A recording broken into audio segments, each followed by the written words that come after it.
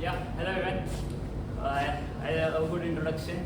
My name is Anshak, currently a second year undergraduate student, currently pursuing my engineering life.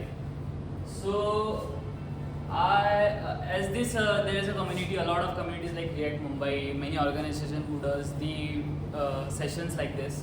So they face difficulties of finding speakers.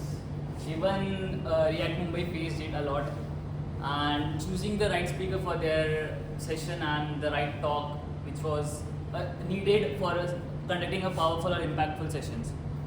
So that's where we come, Echo. We engage communities, colleges, institutes, all the organizations, and highlight orators, which means speakers. So, what are we covering today is a story behind my migration, how I jumped from React to Next.js, why I jumped from it, and also what are the alternate frameworks rather than Next.js.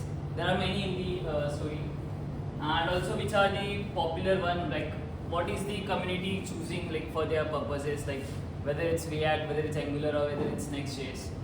And by Next.js, I will introduce about a few features which I loved it about Next.js, and it will help me creating my MVP for my startup.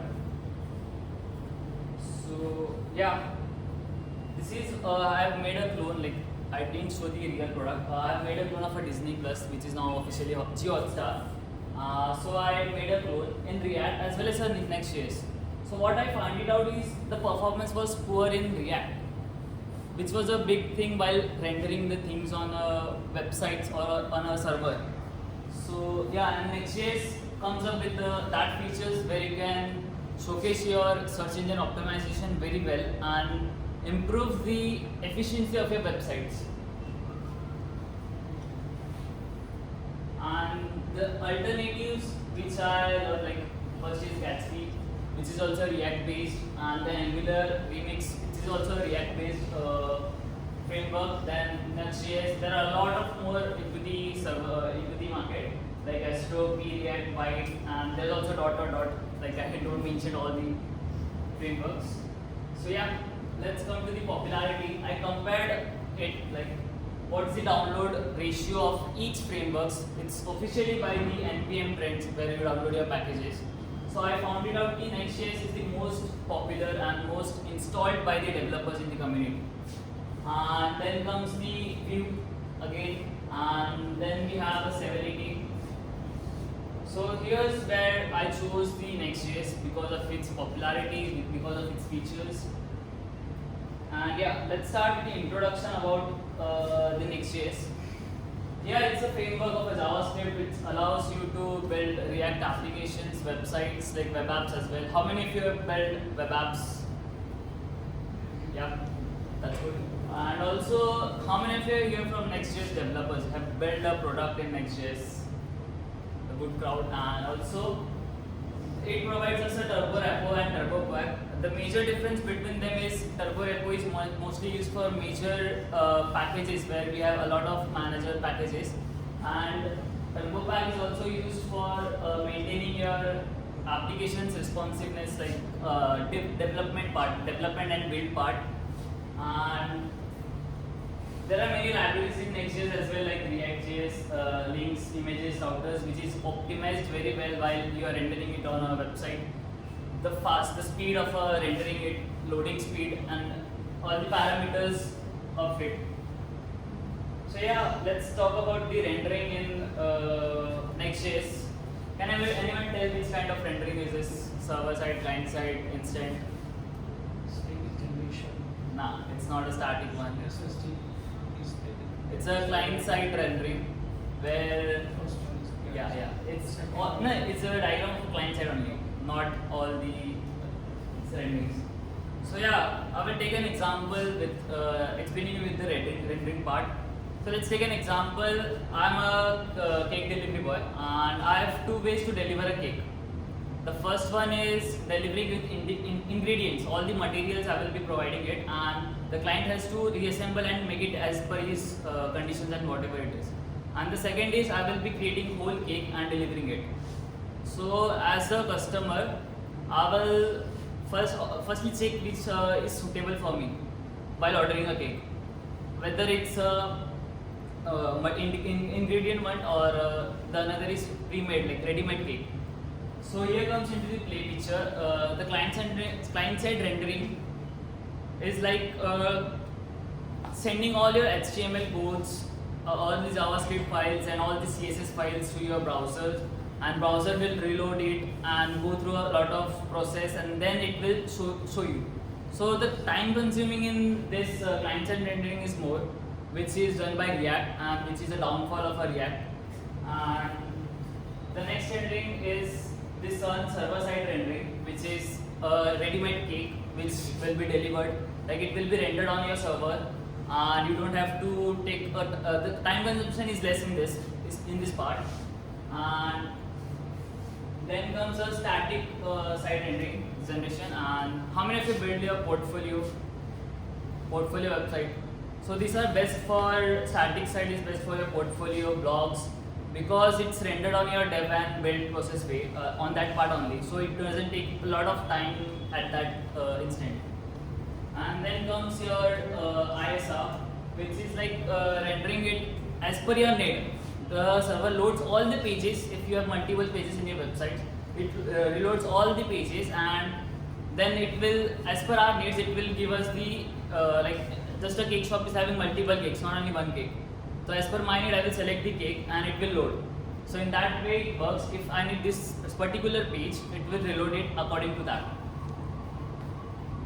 And yeah, now the fetching part in Next.js is also a crazy thing, because it has a cache thing, which is the most important as well. And the request deduplication is like it doesn't create multiple reloads, multiple files or multiple packages again and again, and revalidating it on timing and on demand as well. Also, the most important thing is route handling, which has been done automatically in Next.js. It's like you have to just follow format rather than creating pages again and again. But that was difficult in React, and in Next.js you just need to follow a particular pattern to create a page. And yeah, we have server-side components.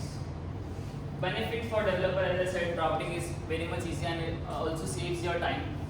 Then improved proficiency, SEO benefits like search engine optimization if you are a startup or a SaaS platform, as I am a SaaS platform.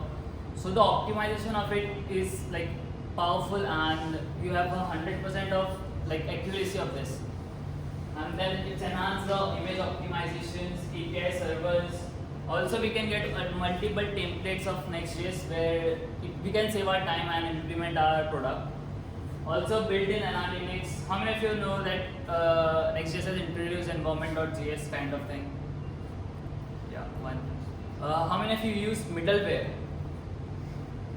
So the environment.js is like creating your another middleware which shows your analytics of your website.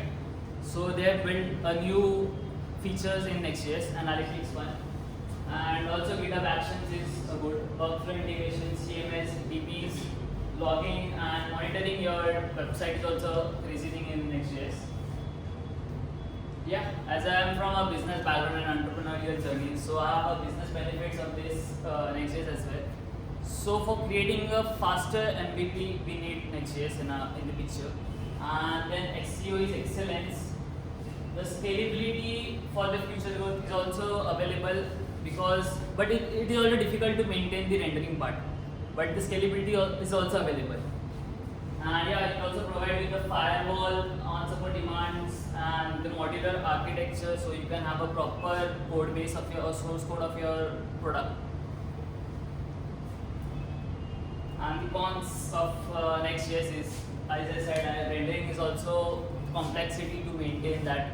If you crack the thing, it's easy for you. If you didn't crack, that's where I faced while migrating from React to Next, because React was a client component, and here we have to maintain a various couple of renderings here.